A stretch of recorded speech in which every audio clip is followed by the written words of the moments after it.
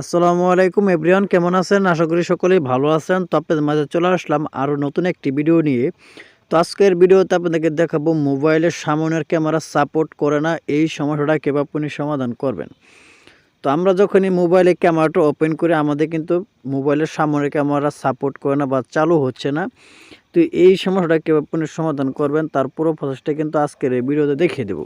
তো ভিডিওটাকে স্কিপ করবেন না, স্কিপ না করে সম্পূর্ণ প্রসেসটা দেখতে থাকুন, তাহলেই বুঝতে পারবেন।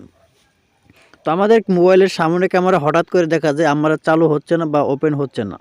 তো বা অনেকের দেখা যায় হঠাৎ করে আপনার সামনের ক্যামেরাটা কাজ করে না।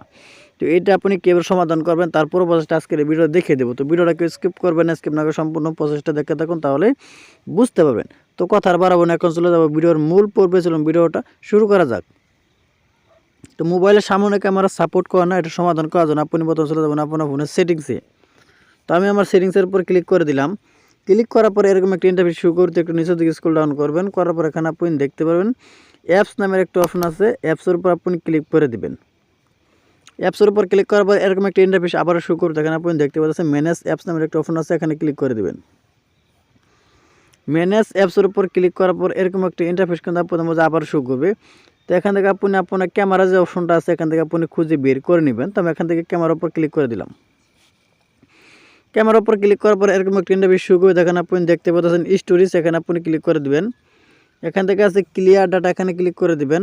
পুনরায় ক্লিয়ার ক্যাশ, এখানে আপনি ক্লিক করে ওকেতে ক্লিক করে দিবেন।